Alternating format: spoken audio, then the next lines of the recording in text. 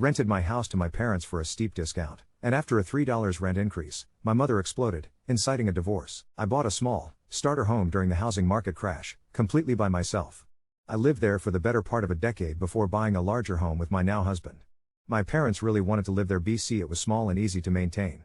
They have foreclosured in the past, so no way would they be capable of someone giving them a mortgage. Also, my dad is retired and my mom doesn't work. They wanted to rent from me. For a discounted rent they paid off the mortgage, let's say $50,000, with an over six-figure inheritance my parents got. A lease was written explaining that it was a prepayment of rent and their rent would be only the taxes and insurance, and they would pay $350 per month. Basically only going up when taxes/insurance going up. We signed the lease, with all the other typical stuff in it, and had it notarized, and that's how it's been for a while now. So to be clear, I'm not making a fucking dime on this house. I recently told them the rent would go up by $3, yes, $3 BC of a slight increase in the insurance. My mother lost her shit. Claiming I'm a money-hungry bitch, she was going to rip out everything she did, garden and other cosmetic changes, that I owe her and I can't evict her. It's her house. She's not responsible for the insurance. Lease says otherwise. Insurance hasn't been raised in a decade. Look at fucking lumber prices. I'm trying to make her pay my personal homeowner's insurance. A court will show me that and give her my house. We have a notarized lease. They are listed as tenants. I am the only one on the deed. My father demanded the bills, zero balls this man has, to see if I'm ripping them off. P.S. This house is a commutable distance from fucking Manhattan, so a studio appointment around here is like $1,500. This is a house with a large yard for their dog. I can easily get $2,000 for this house, even before they moved in. I sent them copies of the taxes and insurance showing only their address. P.S. I'm charging them discounted taxes. You get a discount for paying in full 90 days early. I told them to add and divide by 12 and told my mother to talk to a lawyer so they can slap them straight. I guess my father agreed with me. Now she's divorcing my father. Update 1. I keep getting a lot of the same questions. They have lived there for 4 years now. My mom has always been entitled and an alcoholic. Weekends and summers were spent with family. My aunt admitted when I was an adult it was to keep us from being around the alcohol. I mainly did this for my father so he can get a chance to retire after having heart surgery when he worked a physically demanding job for 36 years. They asked to rent the house and pay it off as a prepayment of mortgage, so the only big bill monthly was their health insurance. I had a few others interested in renting my house. I did not ask them for this. They did not co-sign on the mortgage or help with the down payment. Their name is not on my house/deed. There have been rent increases in the past due to the taxes and insurance going up, and there was never an issue before. My husband's dad unfortunately passed away without getting to enjoy his retirement. A big reason why my husband told my dad he needs to retire and enjoy life a little, and his inheritance helped pay the down payment on our new house. My mom has a history of putting shit on me, and $3 is I guess my line in the sand. I started paying $200 per week after I graduated HS until I moved out at 20. I worked about 65 hours/week on top of school to do this. And yes, shockingly/s they foreclosed when I moved out. I stupidly put her on my phone plan and basically paid her phone for 2 years until the contract ended. She only paid me for 3 months out of those 2 years. She promised money for my wedding and never delivered. They didn't pay for college. They stopped paying for clothes/school expenses when I was 16. I had a job. I know this is all a red flag parade, but I trusted my dad more than her, I guess, and thought I was doing a good thing. I also want to keep this house. I love it and want to move back one day. It's just too small for us as a young family, or allow my child to live there when they go to college, and want to have fun without parents hanging around or racking up dorm costs. Also, she threatens divorce all the time. I doubt she'll actually go through with it. Kick them out then. Send them the eviction notice and let her try her shit in court. I told my father I would, and my mom is dead set on a judge giving her the house on top of me being money hungry, and they'll all see it. My husband said to print out rental listings in the area and slam it on the table and tell them to decide, $353 or $2,000. Choice is yours. I also tried to explain the clauses I can use to get her out. She thinks I can never make her leave. I don't know what Kool-Aid she drank. Update 2. I finally have an update for you guys, so all aboard the Disappointment Express. To back up, after the divorce comment, they are not, in fact, getting a divorce. They went and celebrated their anniversary at a casino. I did not speak to them for a week. This past weekend I tried to speak to my father and get an apology, hoping he would be in a better frame of mind. He wasn't. He doubled down with the BS, saying they didn't realize all the stuff I put in the lease, that my house was uninhabitable when they moved in, it wasn't, that they never would have put work into the house if they were just renters, etc. I asked them to specify and they said stuff about the garage screen door, the shed roof. My husband replaced 2/3 of it with my dad's help, Dad did the other 1/3, and by God, the hose. The hose leaked. That in no way affects the livability of the house, but in the words of my lawyer, and you agreed to live there in its original condition, buddy, so that's on you, just like not reading the lease. My dad went on to just say all these things they were doing for me and not acknowledging a damn thing I was doing for them. At that point I said some not nice things, including the alcohol-induced dementia everyone mentioned. They wanted to know if they were still gonna be able to take my son to the fair, not a fat chance in hell. I told him I didn't want either one of them around me or my family until they stopped being delusional and to decide to pay the increase or GTFO. I then cried when I got off the phone and my husband was upset with all of this. Cut to today. My mother called me asking what needed to be done to resolve this. Not being able to see my son was upsetting to them. I told them they needed to apologize for what they called me and that they were out of line. Well, you guys, they were scammed. My parents were fucking scammed. That's what this was all about. In my area, homeowners get daily calls/texts and letters from people wanting to buy their house. It's not new in this market. I've even told them these letters are trash. Well, my parents were getting calls from people saying they were going to be renting the house. They acted like they were representing me. Someone also showed up to their house and was being very pushy about trying to see my mom in the house. This all happened before I mentioned the rent increase. So when my mom heard rent increase, she thought these phone calls and this person was real. Like, I was going to raise the rent to something they couldn't afford and force them out. This was before I told them it was $3, but even after they thought I was throwing them out, I asked them why they didn't ask me and they said they were scared and had no place to go. I explained to them that's not even how it works. I can't rent a place with tenants, there's a whole legal process and they should know this. They apologized for how they acted, everything they said, and were embarrassed. They were even more embarrassed that they believed this person and are officially old people that fell for a scammer. They thought they were smarter than that. They hadn't given them money or information yet. I told them they were probably setting them up for it. Scammers will pretend to be renting a house and take people's first/last/ security, and when the new tenants show up the house is already occupied and they're screwed out of the money, or pretend they need money to let them keep living in the house. I have no idea why they believe/fell for this person or why they never asked me in the first place, since I don't and wouldn't hire a representative for my one house. Their cameras were off when they came, but they're going to file a police report anyway. I told them to call the cops next time to file for harassment/trespassing if these people call or show up again. I got my apology from both parents. I explained everything in the lease and why it was legally written that way. I explained to them I can't throw them out on the street on a whim, and as long as they pay the minimum bills to live there, taxes/insurance, I was going to keep my end of the deal. So I guess that's my update. They're not getting evicted for now, but I might have to start monitoring them more closely to see if they fall for other dumb shit. PSA, a lot of us seem to have boomer parents, so I wanted to make you all aware of something. My parents have Medicaid, edit, which in the great old US of A means that if they have a large medical expense, they ain't paying for shit until all their personal assets are utilized. This means draining bank accounts, taking property, and even requesting back gifts from up to 5 years ago. So for example, your mom falls and breaks a hip and winds up in a rehab. Your mom gave you $20K for a new roof a few years ago. The government will demand that money before they pay for the rehab. They can take their savings and demand property in their name sold to pay for it. They legally cannot touch their car, but that's it. I know this from personal experience with a grandparent, and all of you should too, to help protect your parents. Are you sure they're not just saying this to make excuses for their bad behavior? Or is there proof that there's actually a scammer? I've asked them for some information, but at the same time I had to stop my mom from giving Teresa Caputo $200 a few weeks ago. The real Teresa Caputo is not going to FB message you for a surprise session, plus she had only 36 followers. Update 3. Okay, buckle up, because somehow things at Casa Parental managed to get even more unhinged. It's been a few weeks since the scammer epiphany and that almost kinda closure. There was a good week where things were actually calm. My mother found her latest hobby, paint by numbers, and seemed to redirect all her rage into making vaguely scenic, vaguely Picassoed landscapes to hang in the living room. My father, predictably, retreated to mowing his already trim lawn to 1/4-inch stubble every other day. I thought maybe they'd use this as a wake-up call to trust me and stop thinking I have some master plan to turn their house into a city-funded crypto Bitcoin mine or something. But, no. Life is never that easy. Enter, the local Facebook group saga. The first weird sign came when my friend texted me a screenshot. Someone had posted in the town group, all caps, a semi-coherent rant about false landlords and rental scams. Beware. The post didn't specify names, but between the description of the house, near the giant pink mailbox, and the family dog, it wasn't that hard to figure out who wrote it. I confronted my mom about it, naively still holding on to the hope that this would mortify her enough to delete it. Instead, she told me she was raising awareness. Excellent, because that's what we need. My house flagged as a scam central on Facebook, which somehow resulted in several randoms DMing me about available units and at least 2 people asking if we'd take Section 8. Nothing wrong with that, but again, not renting my house to strangers. While I'm dealing with the comedy of errors that is Nextdoor/Facebook over inflation, my mom starts telling everyone she knows, to their faces, to the Stop and Shop cashier, to the bank teller about her legal troubles, and not so subtly implying her daughter is still trying to evict her.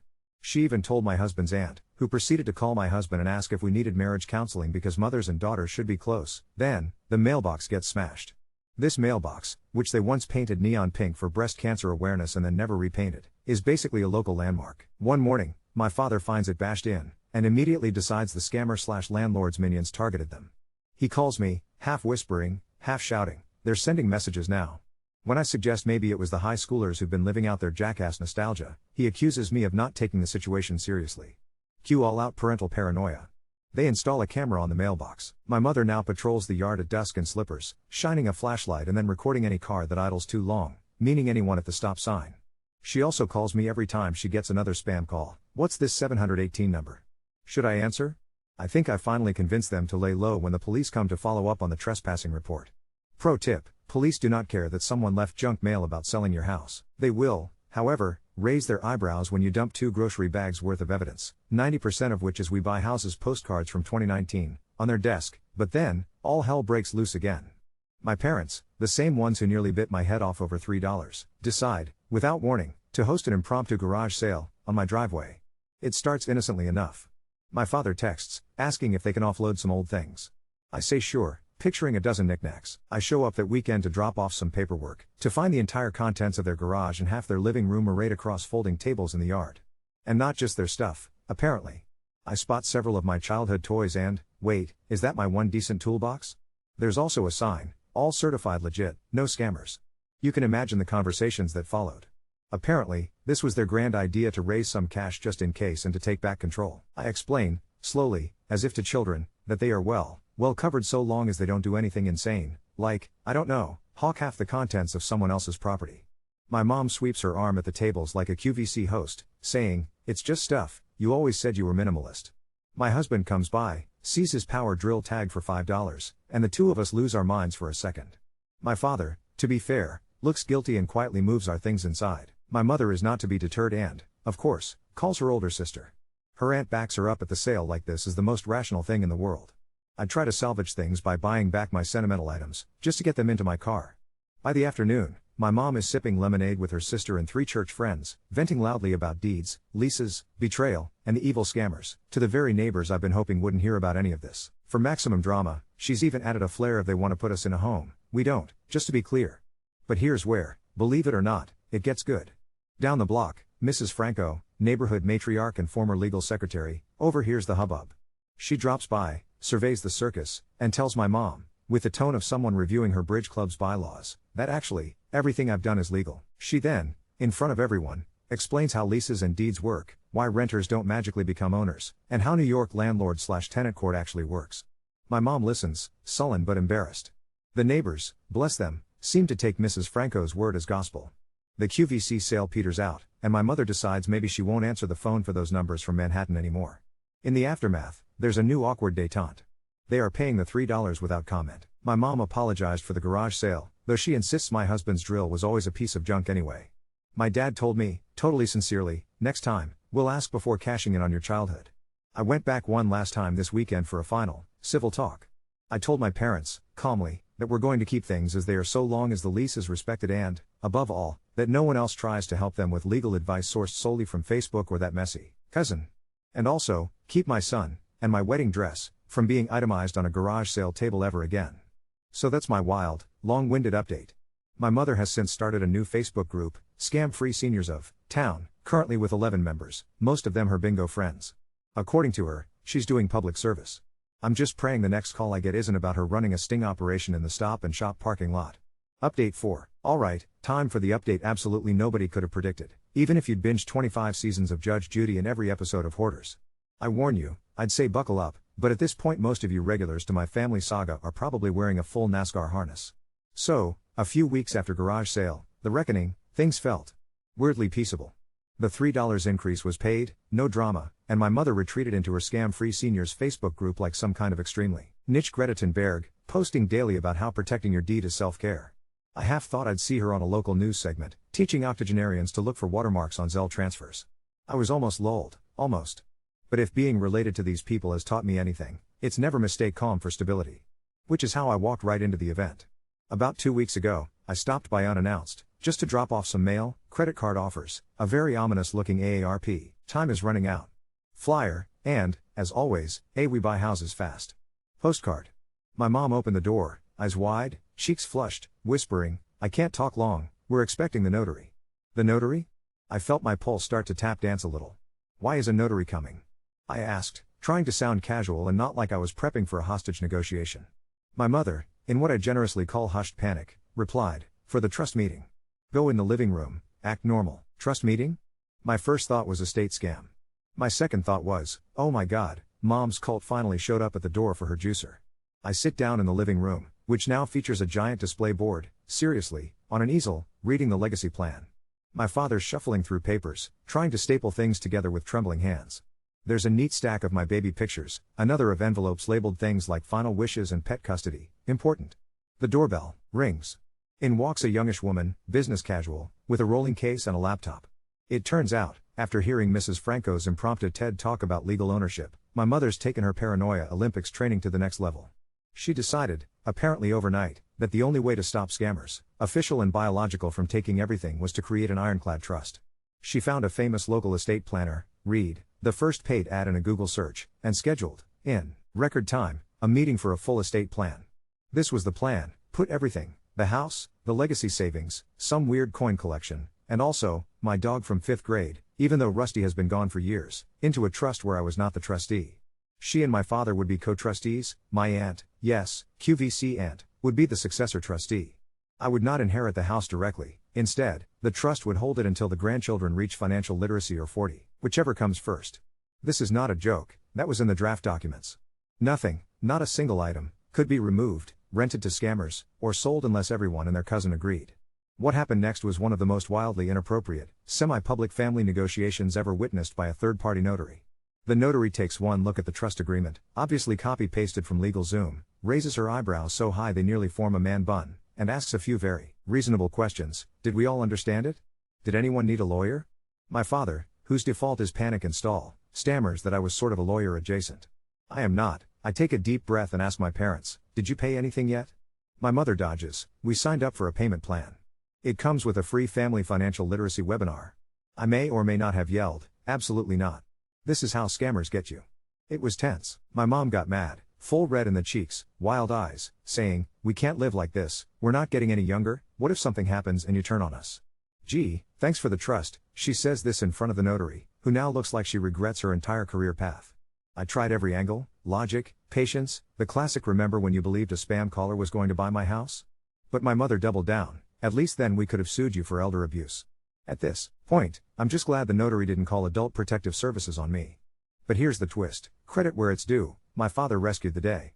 Suddenly, he puts down his coffee, in my stolen mug, natch, and says, this is all crazy. He tells my mom, firmly, for once, we don't need a trust, we have the lease, the taxes are paid, and our kid here isn't about to turn the house into condominiums. He even admits that, in his heart, he knows we all want what's best, but we gotta quit Facebook for a little while. Long story short, the notary was paid $40 cash, for the trip, no documents signed. The legacy is safe for now.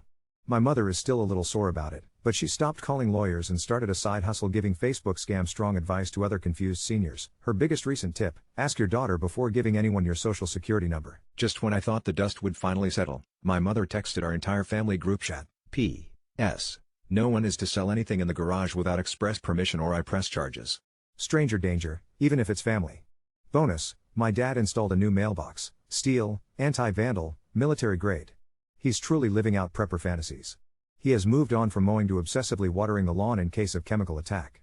So yeah, no eviction, no trust, no scams for now, but I have roughly a 60% chance of being named in some insane Facebook expose by July, and if my mother ever gets TikTok, I'm burning the deed and moving to Iowa. Update 5. Hold on to your hats, because just when I thought we had reached the absolute apex of boomer chaos, my parents found a way to launch a whole new season of familia dysfunction. This time, featuring lawyers, town zoning, an accidental TikTok, and, if you can believe it, a raccoon with a starring role. I almost wish I were making this up. Almost. It started, as all things do lately, with a weird text from my mother. I was working from home when she sent a series of blurry, zoomed-in photos. What is this? There, in vaguely Bigfoot Esquire pixels, was the unmistakable shape of a raccoon face peering out from the garage eaves. According to my mother, the raccoon was staking out the house, likely sent by a scammer to case the place. I tried to explain, again, gently, that raccoons exist independent of real estate fraud, but she was unmoved. She called animal control, who apparently shrugged and told her to stop leaving out dog kibble. That set the stage for the main event. The real spiral started last week, when my town announced its annual Best Front Garden contest.